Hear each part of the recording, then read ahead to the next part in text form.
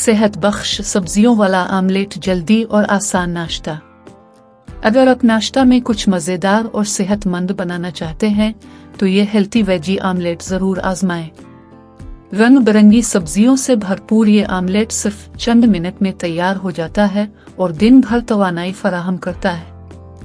अज्जा: अंडे 2, प्याज, टमाटर, सब्ज मिर्च, नमक और काली मिर्च, जैतून का तेल या मक्खन।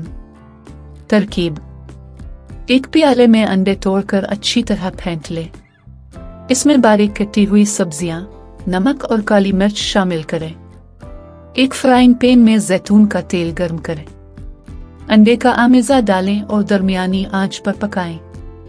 दोनों तरफ से सुनहरी होने तक पकाएं। गर्म गर्म सर्व करें रोटी, नान या सलाद के साथ। इजाफी टिप्स: अगर आप डाइटिंग पर हैं तो सिर्फ अंडे की सफेदी इस्तेमाल करें। बच्चों के लिए उसे छोटे रोल्स या सैंडविच की शक्ल में पेश करें। यह आमलेट न सिर्फ नाश्ता बल्कि हल्के फुल्के दोपहर के खाने के लिए भी बेहतरीन इंतखाब है।